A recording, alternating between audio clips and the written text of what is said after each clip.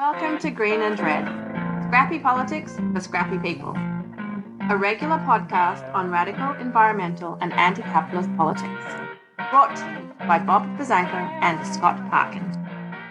Welcome to the silky smooth sounds of the Green and Red podcast. I'm your co-host, Scott Parkin, in West Berkeley today. And as always, I am joined by...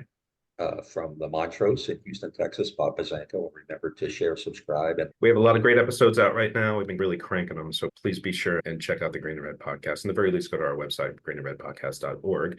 Today, we're going to be talking with Jonathan Melrod, who has a book called Fighting Times, Organizing the Front Lines on the Front Lines of the Class War. Jonathan is a radical political activist, a labor organizer, human rights lawyer, pancreatic cancer survivor. But we're going to be talking about a lot of things today, but we're really going to be talking about the period that Jonathan writes about in this book, which is being a radical labor organizer in the 1970s in Wisconsin and cities like Milwaukee. But Jonathan, welcome to the Green and Red podcast. Great. I'm really glad to be here. And I got an opportunity to check out your background and webpage, and I'm really pleased that you asked me to be here. Yeah. We really enjoyed the book and are really looking forward to talking to you about it. Oh, great. Thank you. Maybe we can actually, I'll start off with a question about the book. Is that you have a very storied resume. I guess you could say you have a very storied life. But the book is very focused on this period of the 1970s where you did radical labor organizing in factories in Wisconsin and Milwaukee and Kenosha. And I'm wondering if you could actually just talk a little bit about why the memoir is really focused on that. Why did you choose to go with that? Yeah, I mean, there were actually two reasons. One reason was that in 2004, I was diagnosed with terminal pancreatic cancer and only given 6 months to a year to live. And I had young kids, 7 and 10 years old. And over time, they kept asking me, Dad, they understood that the cancer was linked directly to industrial toxins, particularly trichloroethylene, tanning solvents, things like that I had been, exposed to on a regular basis in the factory. And they kept saying, Dad, why couldn't you have just done what other fathers do? Be a teacher or be an accountant or be a lawyer. Looks like you're going to leave us. And why did you have to go that route? And I realized that if I didn't try and leave behind something that explained to them why I did what I did and why I was willing to make that sacrifice that I knew I was making at the time. If you look over at a barrel of trichloroethylene and it's got a skull and crossbones on it, and management is telling you to dip rags in it and wipe down the body of cars to get the grease off them, it is pretty dangerous. And we fought the company to get rid of it, and they could have replaced it with something a bit more expensive, and they didn't. And I made the choice that most working people have to make, which is you got to make a living. So you're not able to walk off the job and say, okay, I'll take a pass-fail on that class. So I decided I had to write it for that purpose, to leave behind an understanding for them and hopefully my grandchildren, which don't seem to be coming along very fast, but maybe. But the second reason was that I started writing it. I really got into the writing of it when COVID broke. And I basically said, if I don't write it now, when I'm already isolated in the house, I'll never write it. So I spent 2.5 years every day from 9 a.m. to 5 p.m. working on the book, on Saturday and Sunday as well. And that's really, it became a passion. And I wanted to get it done so that I could share it with young new organizers that are going into the labor movement, that are organizing in communities. And I felt that it had something that I could inspire them with and show them and answer a lot of questions. Are racist white workers always going to be racist? Or can you work with them and build alliances? Lots of important questions. Can you reform big unions like the UAW? And we fought for this one member, one vote, where the membership elected those who go to the convention back in the 83 convention, and we won it finally about 2 years ago.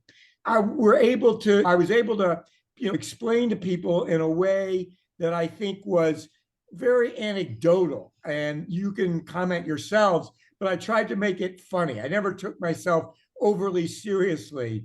But people have said that they find it a great read, and I'm all of a sudden I'm leading study groups about it. I was just contacted by a socialist group in New Bedford or somewhere, and they said, we've been reading your book every Sunday, and would you be willing to attend the last reading on the 31st of March and discuss the book with the people we work with? And I said, absolutely. That's what I live for at this point, is passing on the knowledge that I was able to gain to younger people, to inspire them and to provide them lessons and how we were able to do things back in those days. Before we continue on that, I want to do a little background because it's fascinating. You were in Madison in the early 70s, which if you study like the kind of stuff I do, is really a big deal. And that's where you see this convergence of the Vietnam anti-war movement and other movements. And I think you said that you wore a Vietnam button to work one day. Not really sure the reception you get, but it was actually quite positive. So do you want to talk just, and I believe you were there when the Army Math Research Center was exploded too. So you want to talk a little bit about how that time at Madison led on to bigger things like labor organizing? Yeah, I chose to go to school in Madison because I always feel, and most of the people from Madison feel, like we really were the exemplary campus in terms of political radical activity and SDS. But of course, people at Berkeley would dispute that and what have you. Ann Arbor, yeah. And Ann Arbor, those are the three, Yeah. right? Yeah. But I went there for that reason. And this is wild. I was in line back in the days before computers where you had to sign up for classes. So you'd be dashing from one line to the next, trying to get your freshman classes. And I got to the end of the registration period, and they informed me that I would take mandatory reserve officer training classes once a week for 7 weeks, obligatory.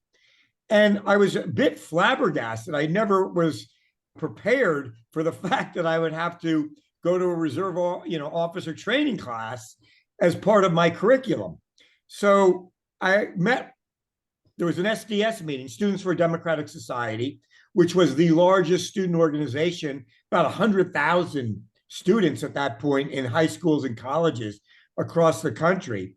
And at that very first meeting, we talked about fighting ROTC as a campus manifestation of the Vietnam War, because those ROTC classes were training people to become the second lieutenants that would then be in Vietnam, in the jungles, telling the rank and file grunts what to do and when to attack.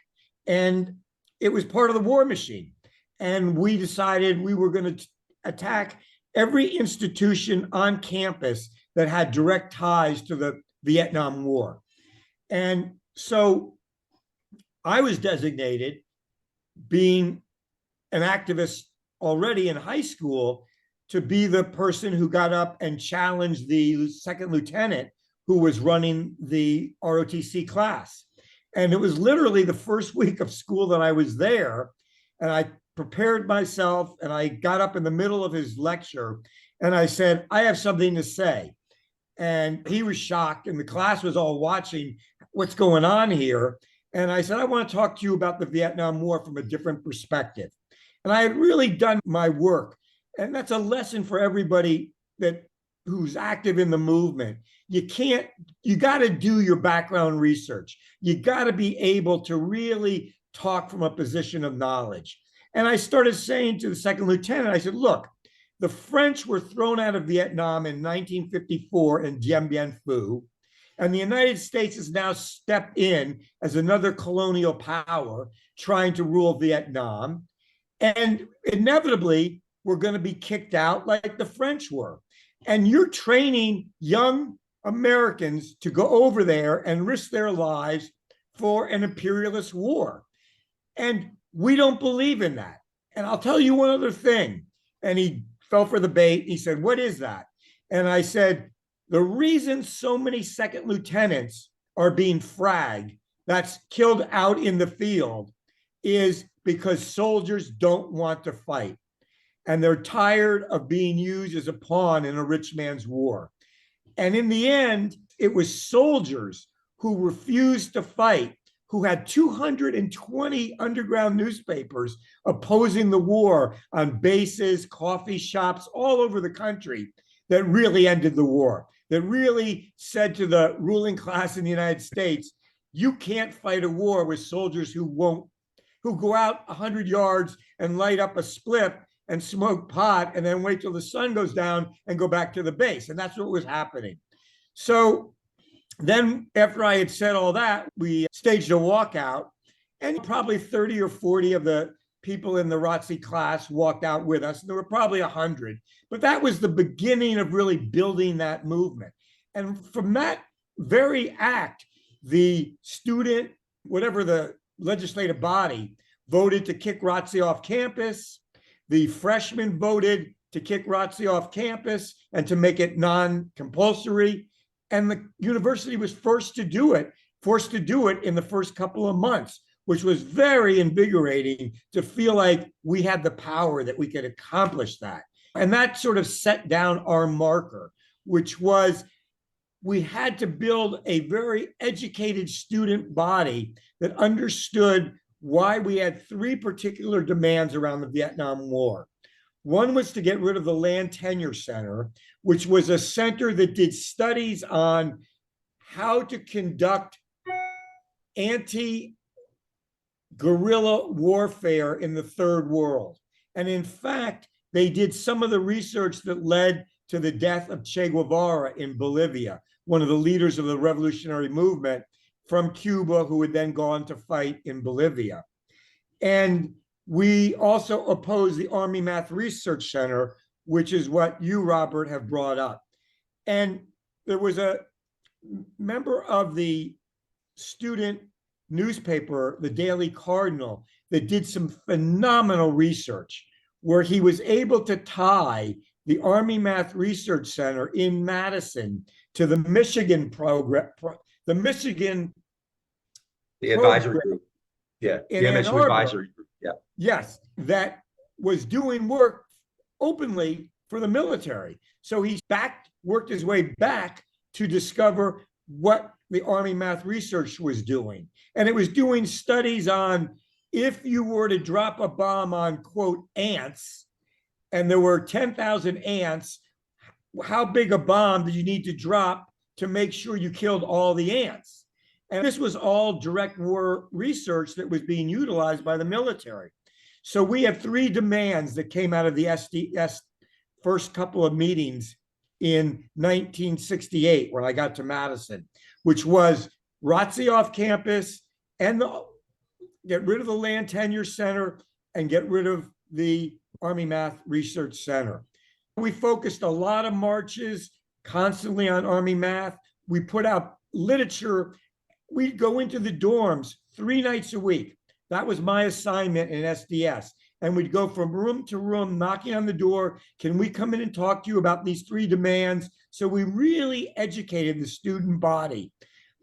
And I was out in Oakland in the summer of 1969. I was checking out one of the organizations then that was beginning to develop a national presence, the Revolutionary Union. And I got a call at about 3 a.m, and they came and woke me up and they said, somebody needs to speak to you on the phone from Madison. And I picked up the phone and I could hear the tone in their voice. John, you got to get back to Madison. Something's happened.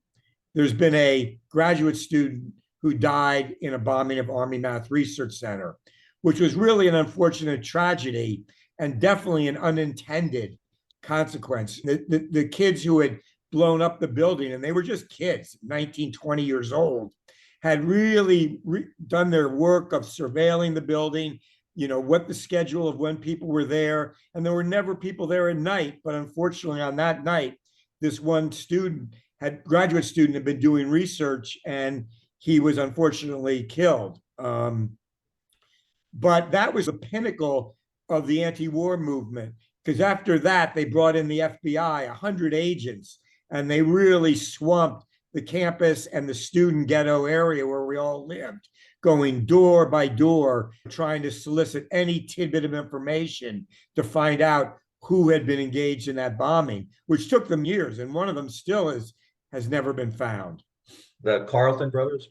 The two Armstrong brothers. Armstrong. Yeah, one of whom did a lot of time in Green Bay prison. And interestingly enough, a girlfriend of mine who worked at a GM plant in Milwaukee, her future husband, after we broke up, was in jail with Carl Armstrong. His nickname was Boom because of the bombing. And he was teaching a study group on Marxism. And this ex-girlfriend, her then boyfriend, was in that study group. So even when he was in prison, he continued to be an activist. My next question is a little bit into the next phase, I guess you could say. After you were a student, Milton, at University of Wisconsin, then you decided to move up the road to Milwaukee and become a rank and file worker. I'm wondering if you could talk about how you made that decision.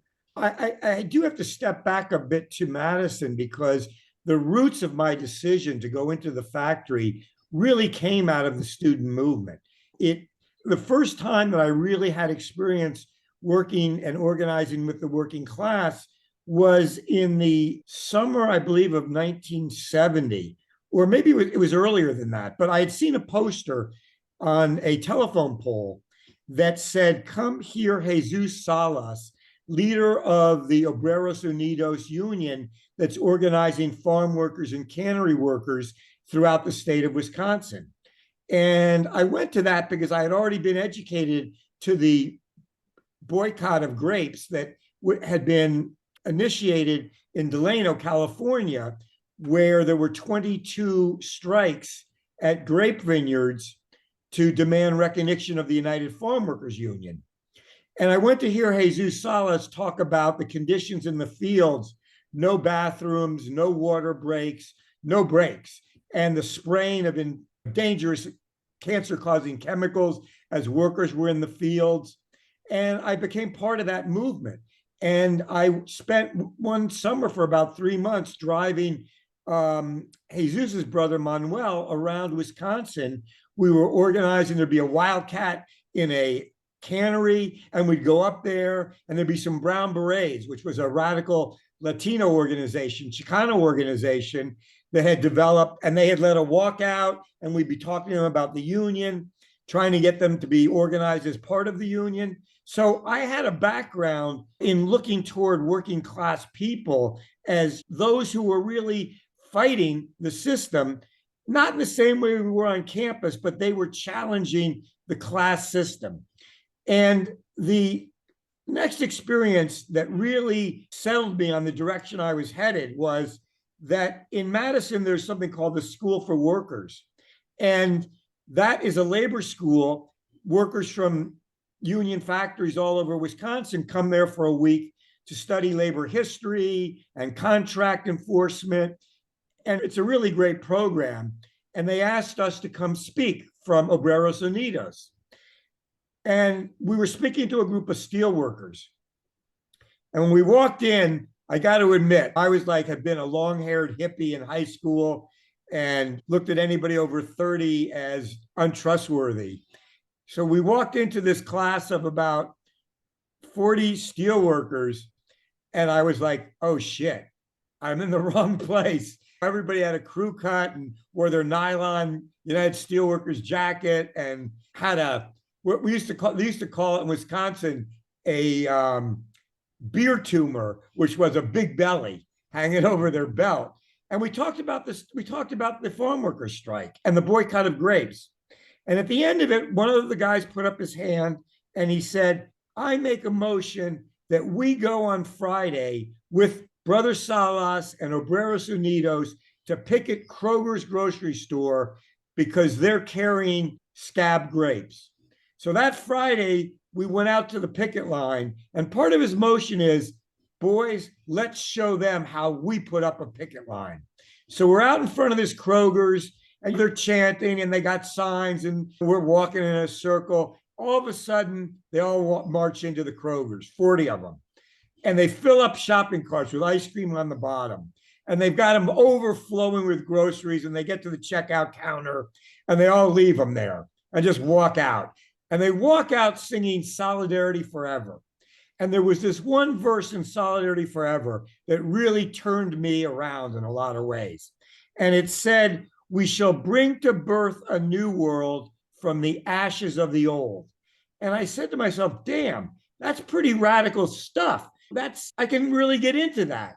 And that's what said to me, that's where there's the power to really change society in the working class. And that we can't just make a revolution on the campus. We can't just organize on the campus. If we were really going to make a difference, in a transformative type difference in society, to change it from a capitalist exploitive based system into something that was more equitable, more just, more fair, and I like to call that socialism, then we'd have to go into the working class and win people to that message. So there was an organization at that point, SDS had broken up, and it was Revolutionary Youth Movement 2, which was one of the larger groups that came out of SDS. And we operated on two basic principles that we all united on. One was that after we left Madison, we would either go into the military to organize against the Vietnam War, or we would go into the factory to organize workers, and that we supported the Black Panther Party. Because at that point, there were some people on the left that had called the Black Panther Party nationalist, not revolutionary enough.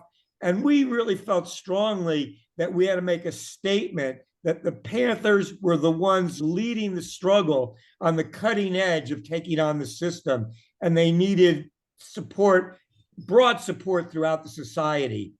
And when it got time to leave, I, like about 30 others from Madison, went to Milwaukee. And we all went into factories in Milwaukee, probably about 6 or 7 factories. At that time, we were all members of the Revolutionary Union. And we began organizing. And the first place I went into was a really low-paid, primarily women's factory. And the union wasn't that strong there. And one of the first assignments I had was I had this straw boss who was a Latino guy. And he said to me, "Juan, I got one of the bestest jobs you can do today." And I'm like, okay, what's up with this? I can see the smile on the side of his mouth. And he says, "Juan, your job is to get down to the vat, that's this big 6-foot by 6-foot concrete vat, and clean out the trichloroethylene pellets that have settled to the bottom." And I'm like, whoa, where's my PPE? Where's my breathing gear? And he says, "John, that's for sissies. We don't need that. Do you?" And I'm like, okay, this is going into a fraternity. It's your first hazing experience. And I said, all right, people got to do this. Other people did it. So I get into the vat, and about 30 seconds later, I'm literally gasping for breath, my head's spinning, I'm nauseous, and I jump out. And for the next, I'd say 20 minutes, I was like a leapfrog going in and out trying to get fresh air. When I looked to the side of the vat, it was trichloroethylene in a big barrel, 50 gallons with the skull and crossbones. And I said, this isn't healthy, but if I'm going to be an organizer of the working class, I got to deal with the conditions that people deal with every day to keep their families alive. But I wanted to move on to a factory that was a lot larger and a lot more important in the sort of industrial landscape. And I kept hearing stories about these radical rowdies at American Motors. Now, for younger people who listen to the podcast, American Motors was the 4th largest auto company in those days, under Chrysler. And in 1969, I had read, going back to do some research on American Motors before I went to work there, that between the Kenosha plant and the Milwaukee plant, there had been 12 wildcat unsanctioned strikes in 1 week. That means every time they'd go out, they'd settle their grievances, they'd go back in. There were more grievances, they'd wildcat and go back out again. And I said, damn, that's where I want to be. So that's where I got a job. Me and hundreds of other young people. It felt like Woodstock atmosphere. Everybody had long hair. The black guys had big afros. There were a lot of black women young women who were church women who became very important to the first caucus that we founded. And a lot of young white guys who were still wearing bell bottoms and platform shoes the day they started work. I just felt like I was right at home.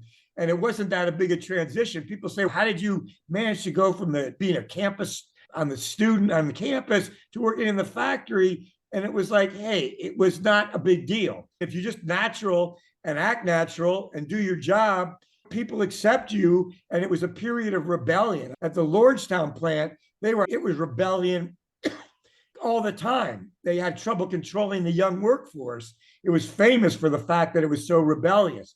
So it was a period of real struggle in the factories all over the country. Actually, that's a great segue. I want to follow up on that. You just mentioned the spirit of that time. You mentioned the dozen wildcat strikes in Wisconsin and the Lordstown strike, which is right near where I grew up, and you had Drum in Detroit. And I think people laugh now about, oh, these people thought they were radicals or whatever. But in the moment, there was a real sense of consciousness there, wasn't it, that you guys could take on the bosses, take on these automakers. And I think it was widespread. When I talked to people from the Youngstown area, Lordstown, and that they spoke the same way you did about the spirit of those times and the sense of possibility, which, because today is pretty bleak and you don't get as much of that. Yeah, it's important. The group you mentioned is really important. The League of Revolutionary Black Workers, which at Dodge were Drum and at Ford were From, and on and on. And they were about challenging the whole system, about considering Black workers as a revolutionary vanguard in the factories. And the UAW International, in league with the companies, came down like a punch press that can knock out hoods of a car. They went after every one of those guys because they led some wildcats, and they aligned with Arab American workers. Interestingly enough, I believe it was would have been 1973, if that sounds right. The Arab American workers had demanded that the UAW divest itself of Israeli bonds. And they had allied with the League of Revolutionary Black Workers, and they shut down a number of factories in wildcat strikes and were able to get a number of local unions to divest of Israeli bonds, which is almost freaky in that it's like a repeat of history. We're trying to get the unions again to divest, and some of them have pulled out of pension funds that hold Israeli bonds, which I think is a really inspirational. Because you're right, there isn't the sense of rebellion, but there is a really growing sense of rebellion. The number of unions that have condemned what's going on in Gaza and have called for a ceasefire is really quite significant. But even there were a lot of Korean War vets at American Motors, and they were pretty politically backward. They had really been brainwashed by the sort of military industrial complex to be gung-ho, America first, no matter what. And they weren't happy with what we were doing, even when we were first organizing at American Motors.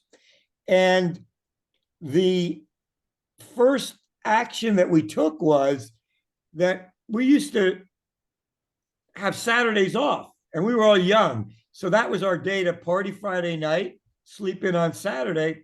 And they came around and on a Thursday, and management told people we're scheduling Saturday for work. And we were like, whoa, this is really going to fuck up our Friday night. And who wants to work on Saturday? For those days, we were making pretty big money. And I went home and I found this copy of the contract, which you couldn't even get from the union, which was really is endemic to what the problem with unions are, that they don't really look at the membership as being who is the union. So you can't get a copy of the contract. But I found where it said that all overtime is voluntary. So I went to run off a Xerox copy, which for those who don't know what a Xerox is, that's like going to the Sprint or the copy center. And these young guys that I had gotten to know, guys, and by the way, in Wisconsin, or probably in Michigan too, when we say guys, it's men and women. We all handed around this page from the contract. So on Friday, when the company came around officially to notify people, they bring a steward because foremen were not allowed to talk to workers about anything that had to do with their work assignment without there being a steward present. Just to digress for a moment, we had one steward for every 35 workers on the assembly line. And that steward only had to work a half hour a day. So we had 300 stewards just in that one plant. So you can imagine that when the union was strong and militant, that was a real shop floor work leadership that really took their job seriously, because elections were every year, so that you got thrown out the next year if you weren't standing up for people. But in any event, when they came around on Friday to notify people, all you could hear was people, I ain't working on Saturdays, my day. And everybody basically turned it down, which was a great thing for two reasons. One, there was a collective feeling that we'd stuck together and we had won, because the company came around and notified everyone. Due to some people not wanting to work and giving other people the opportunity to make extra overtime, we're canceling Saturday. But there was a very important union principle involved. That principle was, if there's workers who are unemployed, we shouldn't be working overtime. We should be bringing in unemployed workers. An injury to one is an injury to all. We need to protect each other. Now, we're beginning to get back to more of that in the UAW with the new leadership, the reform leadership that's been elected, that sense of camaraderie and looking out for each other.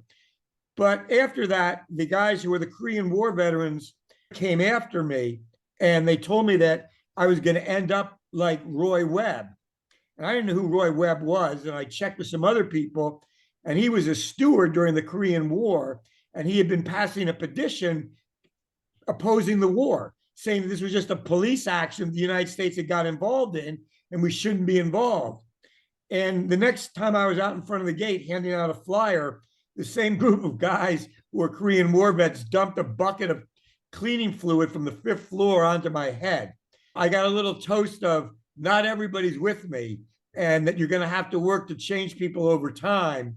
And ironically, later on, when I was elected to the executive board and the bargaining committee, all those former Korean War vets were all in my camp, voting and campaigning for me. That was 13 years later, but they had seen that as radical as I was, as willing as I was to stand up to the company and take bold stands, that they would vote for me because I was a fighter and I was a militant. You did a lot of this organizing through the Fight Back Caucus within the factory, and a lot of radical organizing going on there. And you were being targeted by the FBI, and you talk about being targeted by the bosses within your own union. I'm wondering if you could talk about that backlash reaction that was happening to your radical organizing. Yeah, the one party you've forgotten is the International UAW, because it was like a tripartite of the International and of management and then the FBI. What happened was that the company announced a speed up, 3 more cars an hour with no change in our work assignment. So for anybody who's ever worked on an assembly line, adding 3 cars an hour is a lot. It's remarkably how much work it adds to your job. And we got together with some of the young people who I referred to earlier that had gotten active around fighting the overtime. And we had our first official caucus meeting. And it was mainly Vietnam vets of color, one Puerto Rican guy, a number of young Black guys, good-sized group of young Black church women who had that feeling of community and sticking together, and they brought that into the caucus. And then me and just a couple of white guys to begin with. And we said, we've got to learn how to fight this speed up. So let's put together a flyer. So we wrote a flyer that said, fight speed up, walk, don't run. And we quoted the contract that said you're only required to work at a normal pace. So we repeated that. we said, we're not racehorses on a track. We're humans, and we're going to work at a normal pace. That one flyer started a firestorm, because what happened was the senior workers, the workers that had built that union and were militants, the ones who had been wildcatting in 1969, woke up, and they showed us how to fight speed up, which was called riding the line. That meant that you would do your job with the additional work as long as it took you. So you would drift out of your workstation into the person next on the line's workstation, and you'd push them so far down they couldn't finish their job, and so they couldn't put a trunk rubber on, and if they couldn't put a trunk rubber on, the person putting taillights in couldn't put the taillights in. Meanwhile, everybody's throwing their parts into the car, and they're pulling the cars off the line and just throwing them in a repair hole and then filling the roof with cars. No cars were getting built. So we held another meeting that night, and we said, let's up the stakes. Let's make our own T-shirts that say "Fight Speed Up" on a big red stop sign. So we got the equipment. You couldn't go get somebody to run off your T-shirts in those days. We got a squeegee and a silk screen, and we learned how to make them. And the next day, the 25 we made sold out. So we said, hey, we're on to something. And we stopped again, and we made the 100, 150, whatever. They sold out. Now the company's starting to freak out. And they come around, they notify everybody that day, anybody wearing a T-shirt tomorrow is going to be discharged. Like we did to the Black workers who wore Black Power T-shirts 3 or 4 years ago. And I got a little bit nervous. I said to myself, there's a lot of people with a lot of seniority here, and you got to really think this thing through about, are you putting their jobs on the line? And all of a sudden, my steward comes up and he says, I want a T-shirt tomorrow. I'm wearing it in. The chief steward came up and said, I want a T-shirt. I'm going to wear it in. And the vice president of the union came up and ordered a T-shirt. And the word spread that there were that faction of leadership that were willing to stand with us. And that was really an important lesson for me, because I had come in with the attitude of everybody who's in the administration is a sellout. And again, anyone over 30 is a sellout. But there were these members of leadership who were willing to side with us on that issue. Didn't mean they were going to join our caucus, didn't mean they were going to be out at the gates handing out flyers with us, but it did mean on a tactical basis they would join with this fight against speed up. And that brought in hundreds of more workers. And the next day, the company caved in, took work off everybody's job, and hired an additional worker for every section on the assembly line.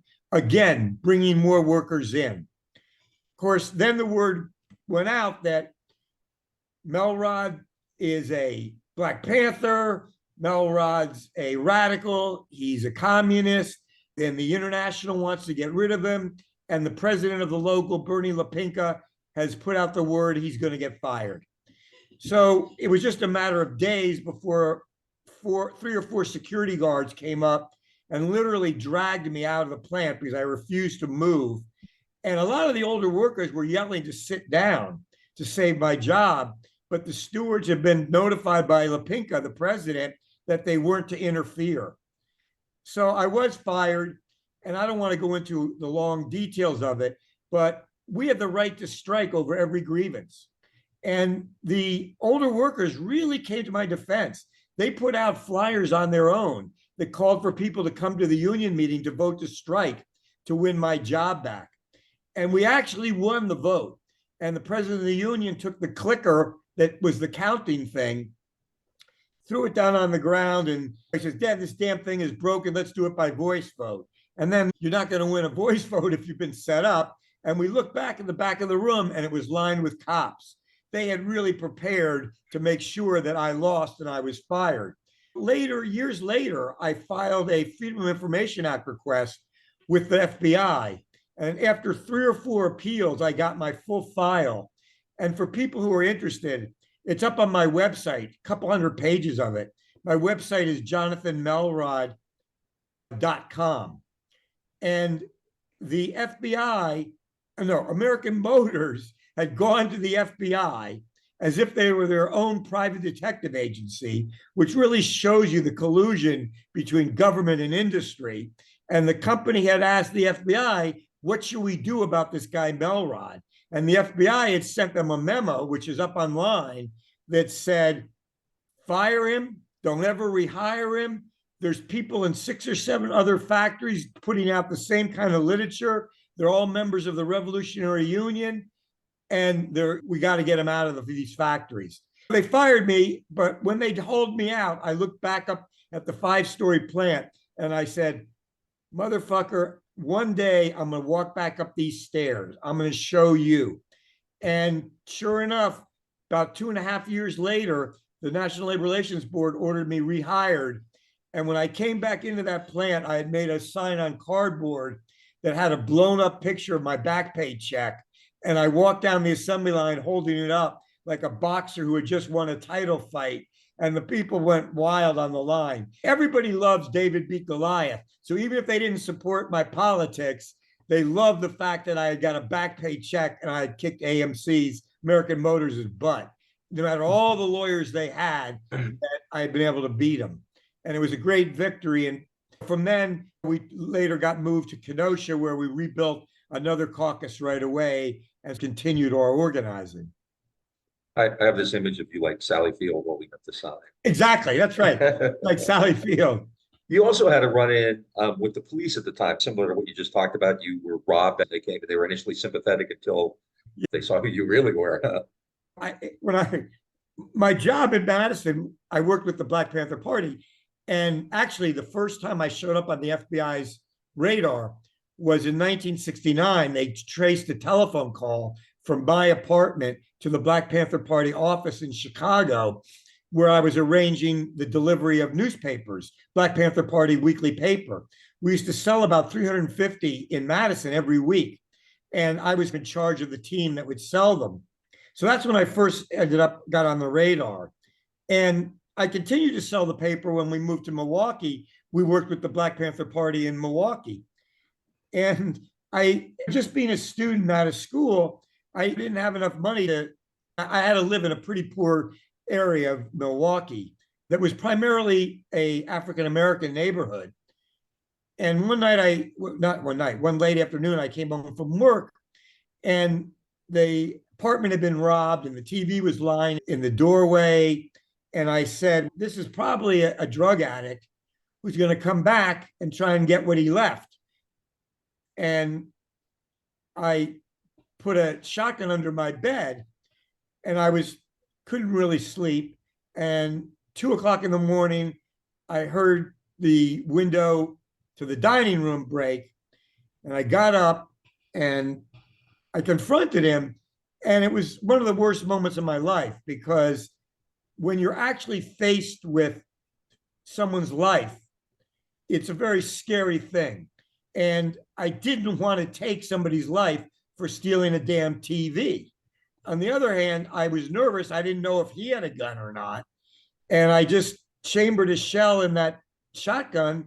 And I said, look, brother, just don't come in this window, because neither of us will be happy about it. And he took off and he left.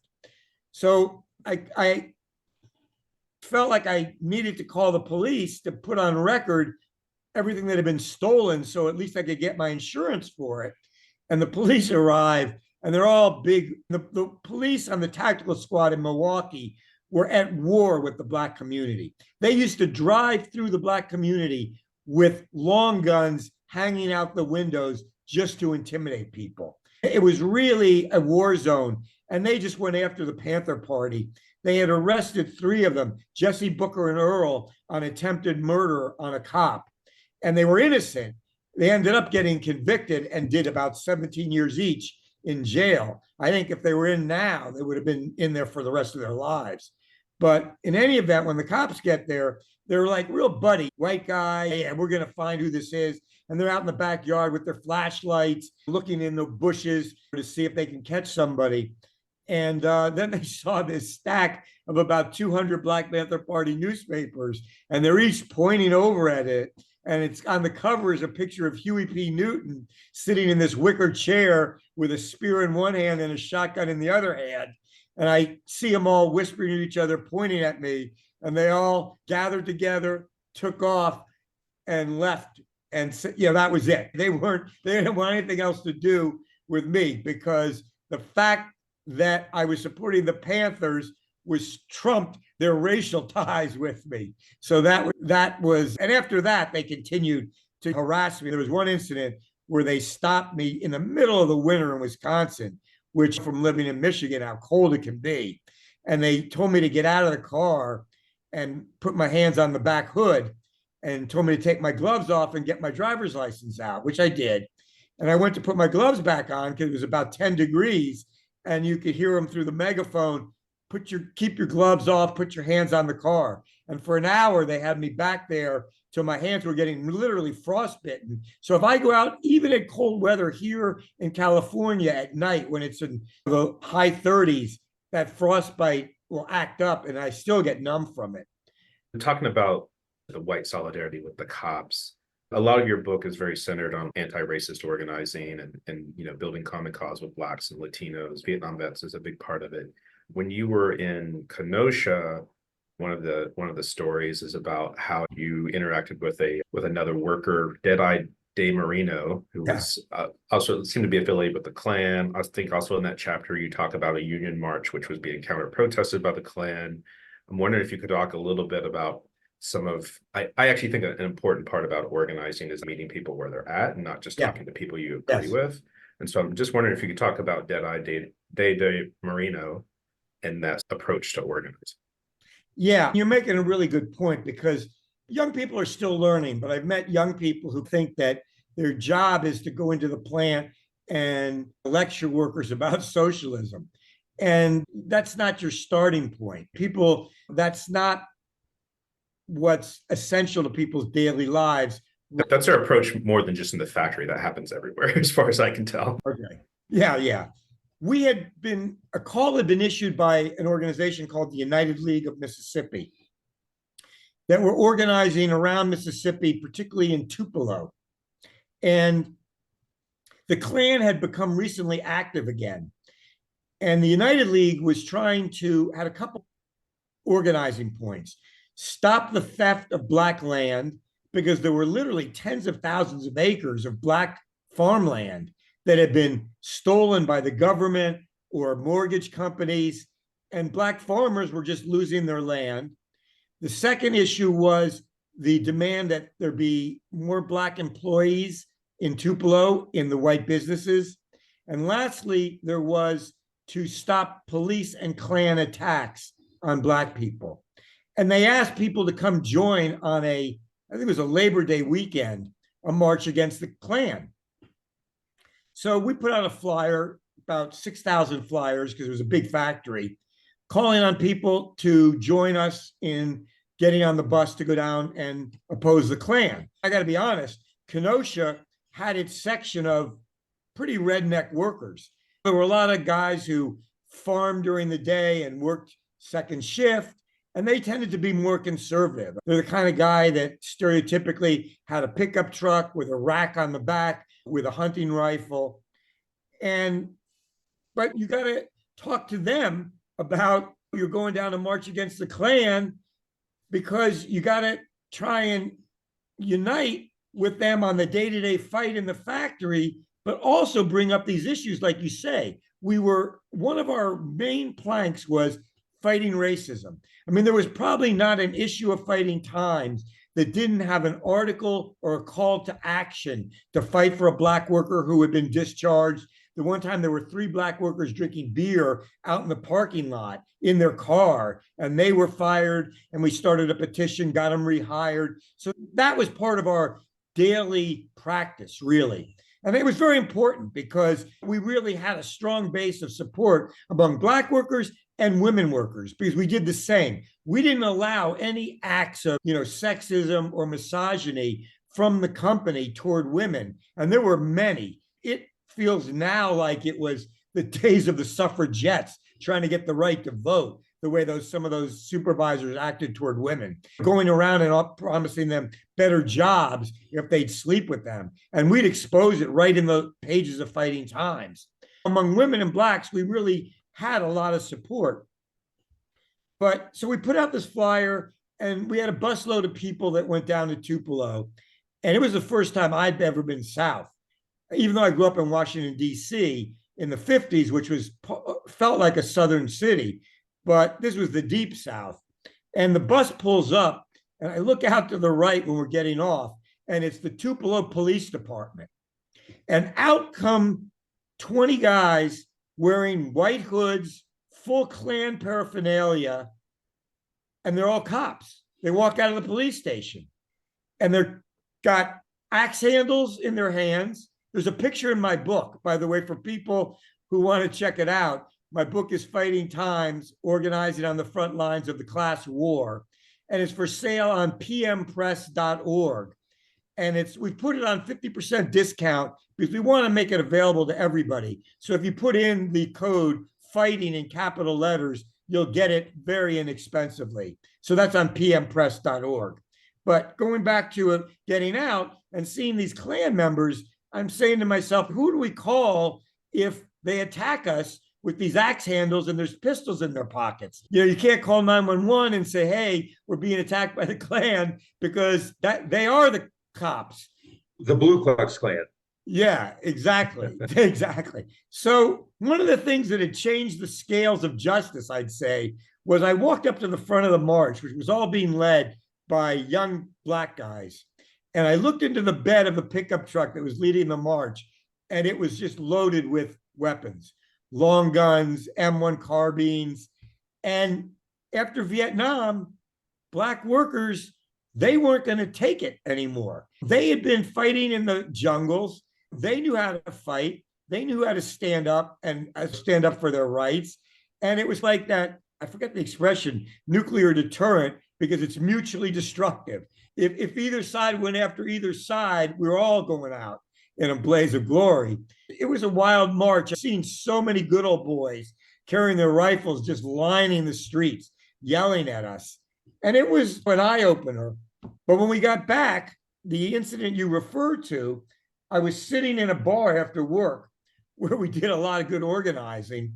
And the guy next to me, I didn't know him, and I felt something sticking in my side. And I looked down, and it was a 38. And he said, my name's Deadeye DiMarino. I'm a member of the White People's National Socialist Party. And I don't like your commie radical ass or your Fighting Times newsletter. And what do you do now? And I bartender double shots for both of us. We did those. I did them real quick and said, another round. We did those real quick. So then we started talking. I said, look, Deadeye, you're right. I put out the Fighting Times, but aren't you in the maintenance department, the guys who drive the fork trucks? He says, yeah. I says, wasn't there a sit down 2 months ago and there was a steward fired? And wasn't there an article on the front page of Fighting Times demanding that he get his job back? He goes, yeah, that's true. And when you guys had a slowdown and you parked your forklifts in the aisle and wouldn't work, wasn't it the Fighting Times people that came out to support you? Yeah, you're right. And meanwhile, we kept doing double shots. And after about 2 hours, he was like, you know what? You're my brother in the union. Forget all that other shit for now. I don't got a beef with you. We're union brothers. And he never again, for the rest of the time that I was there, ever said anything negative at the gate. He'd always give me a nod. He wasn't going to be a guy. We used to have 20 or 30 people that would stop to hand out the newsletter, Fighting Times. It was like a movement more than just a newsletter. But it really was a lesson. And it really upsets me when you hear reference to Hillary Clinton making the statement basket of deplorables, because she's really talking about the working class. And that's why Trump has had a successful appeal, because he goes out and tries to appeal to those deplorables on the issues that really concern them. And that's, my friends were still working. This was hard to believe they could do it, but they were in the union and they got themselves to organized for the for the Hillary Clinton campaign. And they called back and they said, look, we're in Wisconsin. We're organizing union members to vote. We need Hillary to come out here and speak. It's a close race. What did they do? They sent out Chelsea, her daughter. What working class guy wants to listen to some young white girl who went to Barnard or one of these? Yeah, Ivy League. So that did nothing. And then Hillary Clinton lost by only a couple 10,000 of votes. It probably would have tipped it. But when the Democrats have this idea that the working class are all a bunch of dumb hillbilly rednecks, and that just isn't true. And in my life's experience, I know it's not true. You answered my question that I had written down here, which is because I'm from the Youngstown, Ohio area, actually. And growing up, that was heavy duty, blue collar, labor, union, Democrat. Now it's MAGA, Blue Lives. And again, I remember in 2016, so many people there were just pissed off because of the Clintons' role in NAFTA, and just that she didn't go to most of them. She didn't spend a lot of time in Ohio, right? Pennsylvania, Ohio, Michigan, Wisconsin. She just took them for granted and blew them off. And like the story you told about doing doubles, right? I hope it was scotch, but that's whiskey. yeah. If you're paying, especially. That's right. But it's like Scott said earlier about meeting people where they're at. And this is a convoluted question, but I think it's important. Because I see that there are some of these Trump people are probably unreachable and they are racist and they're nuts and they're QAnon and all that. But a lot of them, I think it's really about this sense, like you said, that the Democrats have abandoned them. There is a really strong anti-elitism strain. And so they look at somebody like Pelosi from San Francisco with her Dove bars and her $1 million stock trades and all that. Like, how do you go about reaching people who on the surface are really difficult? And you think, if you support Trump after all this, forget it. But it still seems to me that there are people worth going after and talking to and trying to make this argument based on kind of class consciousness and solidarity in your material conditions. I have a really good example for you from my life. But first, I just want to respond to one point that you made, which is it's really going to be important in the future to talk to workers about the environment, which is what Scott's issue is. Because in the UAW, with the introduction of EV cars, electric vehicles, we have a real battle to get workers to understand that even though there'll be less jobs created because it's easier, it takes less people power to build an electric vehicle, why their lives are so intimately touched by what's going on in the environment. And that's a question of education. So it's great that people like Scott are out there fighting that battle, because that's an existential question that we all face. And we've got to get the working class to understand it's an existential question for them, their kids, and their grandkids as well. But here's, to me, the best example of what you just asked about, Robert. When I was fired, I went to work at a steel fabrication plant. And it was a steelworkers plant, but it was more like your typical business union. Very weak union. You never knew who your steward was even. They were never around.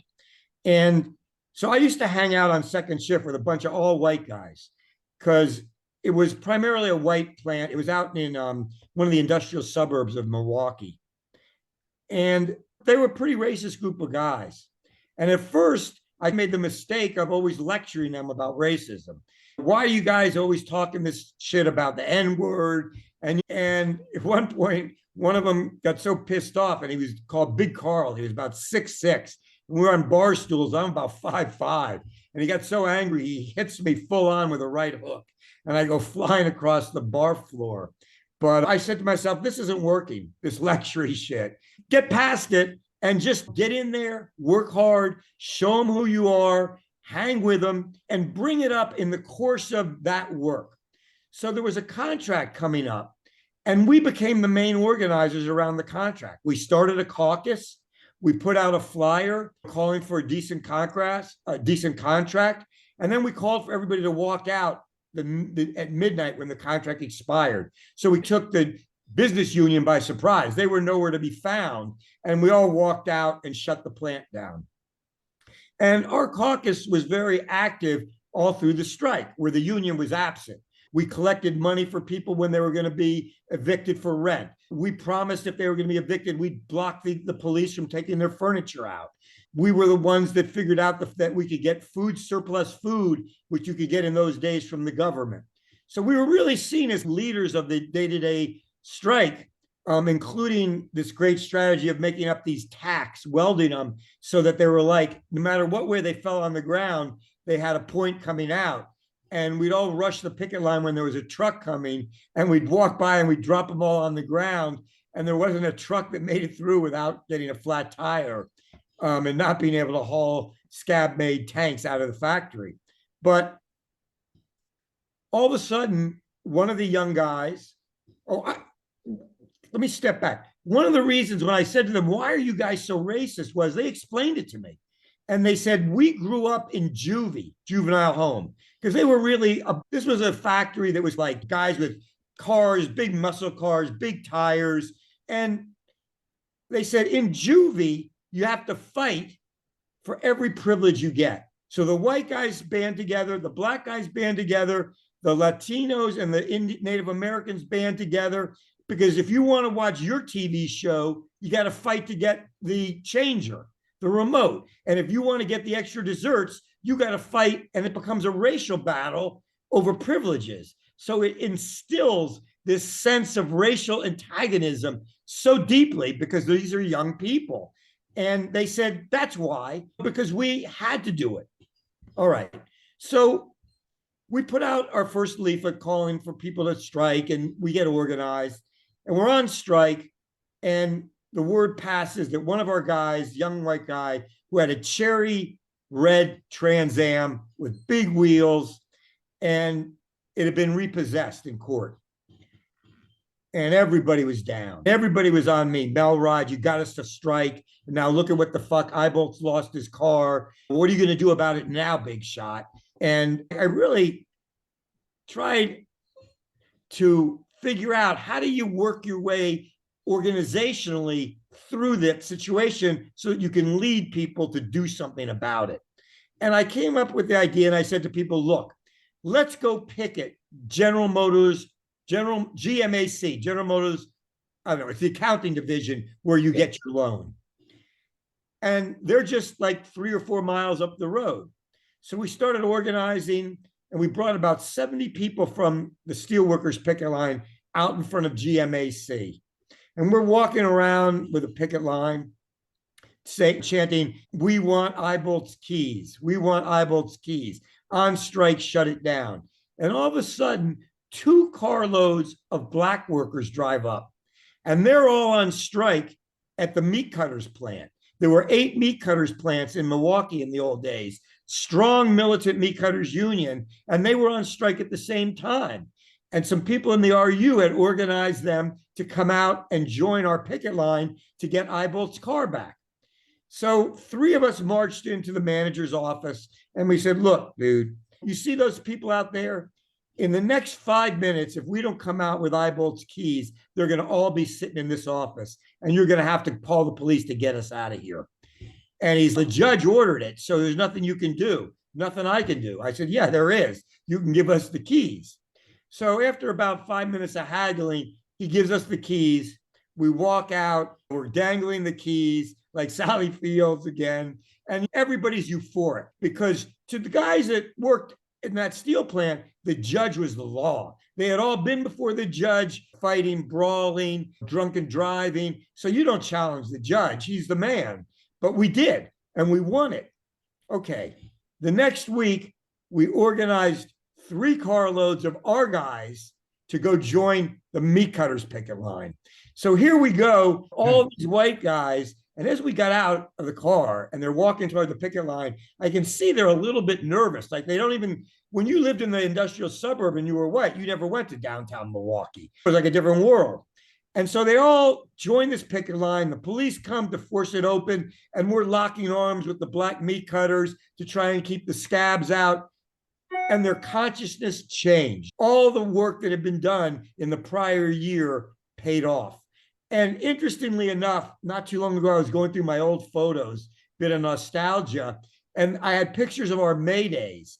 And I found the guys from a pressed steel tank, the steel plant, who even after I left the plant, kept coming to May Days. So their consciousness had really changed transformed into class consciousness, where they saw themselves as part of a class that had to stand together, and they kept coming out for May Day. It can be done, and it's got to be done in the course of building struggle that brings people together with a common interest.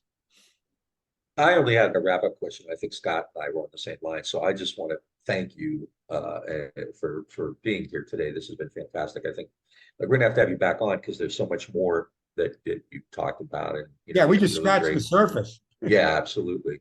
And actually, go ahead. I'm sorry. Go ahead. No, I'm just saying this is really cool for me. Like I said, I grew up in a similar era, a little after what you're talking about, but I remember drum and I remember Lordstown and all the stuff you're talking about and that kind of sense of hope for this kind of class consciousness and solidarity. And I guess one of the things I wanted to see, and I think Scott is going to make it more specific, is what you think about what's happening today at places like Amazon and Starbucks, because we're seeing, I think, a fairly nice resurgence. It's not a big, huge union like the UAW or USW or something like that. But what you described is really similar to what I saw. Youngstown had 170,000 people when I was growing up, and now it's about 65.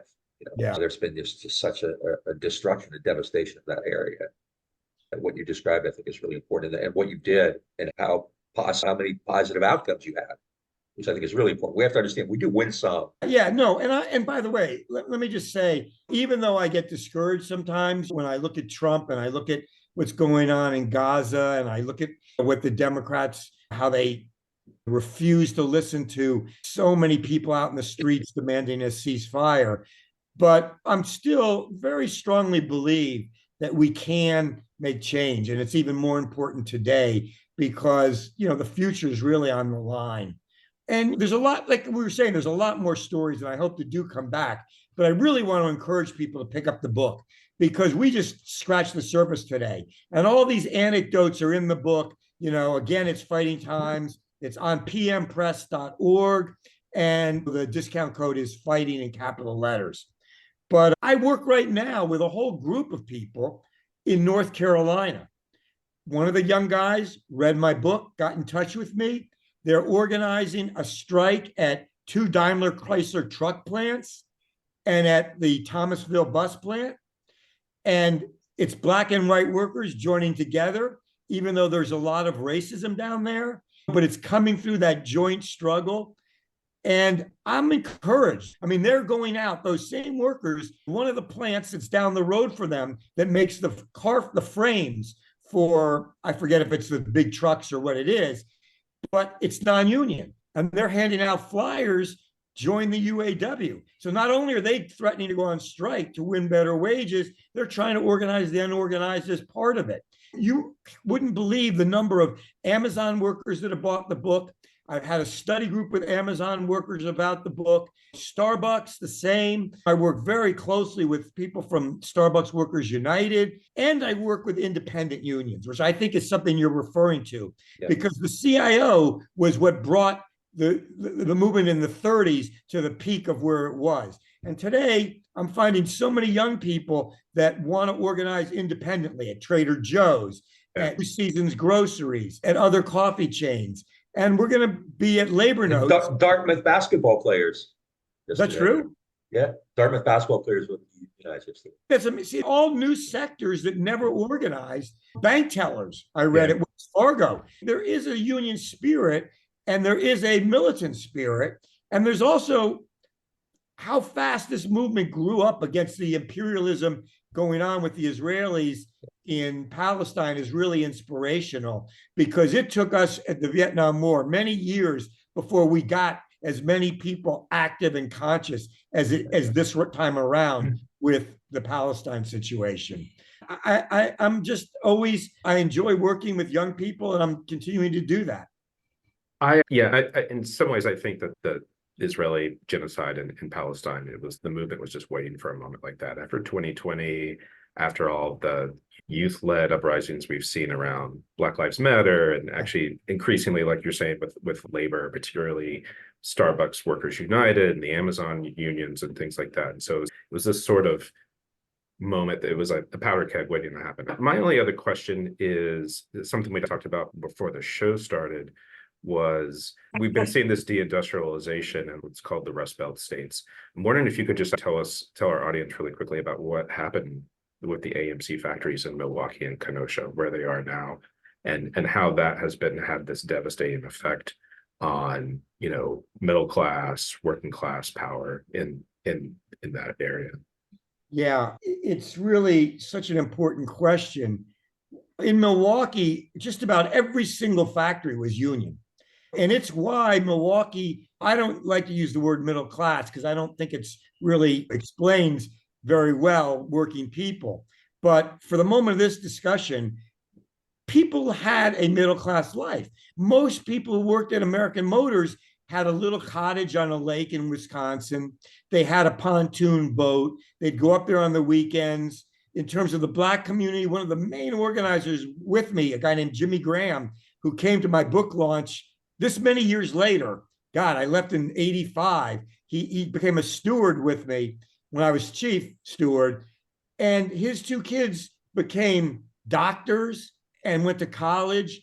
Those opportunities are gone. In Milwaukee, it's just gone. It's like a ghost town. The old American Motors plant is a big box store. And, what for people like us, organizers, I think we've got to win a lot of people to understanding that America is still an industrial power. It's still America and China, United States and China as the two industrial powers, but it's moved. It's in the South. It's in the Southeast. And that's why I really feel it's important working with these guys in North Carolina, because we've got to be down there organizing. That's where the huge Toyota plants are and the Mercedes-Benz plants are, all of which are organizing for the first time. And that's part of UAW's post-strike last year's strategy as well. Right. The victory of the UAW in that strike has really unleashed a movement, grassroots movement. It's not the UAW sending in people to open an office near the factory and try and convince people. No, it's people in those shops coming forward and telling the UAW, we formed an organizing committee and we want to get the backing of the UAW. Right here down the road from us is the Tesla plant. They're hiring. I called up. If I was 30 years younger, what could be better than waking up every day and fucking with Elon Musk? But so we should organize Twitter workers too. They really, I'm sure they wish they had organized after the decimation that he brought on that company. Yeah, thanks again. And like I said, given where I grew up and everything, your stories really are illuminating and bring me back to an earlier time. And let's hope that there's a resurgence in the kind of radicalism and activism that you described. Yeah, and we definitely want to have you back on to talk about, even if we're talking about like current labor developments or something like that. Folks, we've been talking with Jonathan Melrod, who's the author of Fighting Times. Jonathan, you want to tell people where they can get the book again? Yeah, if you go to just pmpress.org and put in Fighting Times, it'll take you to the link. And if you add the word fighting in capital letters, you'll get it for 50% off. So it's very affordable. And I think most people who've read it have really just come back with positive comments and feel like there's a lot of inspiration there and a lot of lessons, day-to-day concrete lessons. And I really want to thank you guys for taking the time to put me on to interview me. And hopefully I'll get you the link and we'll be able to put it up on social media so a lot more people get to hear it. Yeah, totally. It was really great. While you were talking, reminded me of the great Staunton Lynn, because we've had conversations with him like this. It's encouraging that there are people out there who are still carrying that torch. So thanks for all you've done. All right, guys. Thanks a lot. Folks, if you want to check us out on Facebook, Instagram, and Twitter, if you're watching this on YouTube, hit that subscribe button. Or if you want to make a donation, go to greenandredpodcast.org and hit the support button, or become a patron at patreon.com/greenredpodcast. And then we also have swag. It's too bad Jonathan got off, or we would probably get him a hat. You can get a Green and Red trucker hat for $25. Just send us an email at greenredpodcast at Gmail and make a donation of $25. Or you can also get a copy of Bob's first book, which is called Masters of War, for a $35 donation. Same principle applies. Email us at greenredpodcast@gmail.com. Cy Hirsch blurbed it, and we'll get you a copy of that as well. But for everybody else out there, just misbehave and make lots of trouble, and we will talk to you again real soon.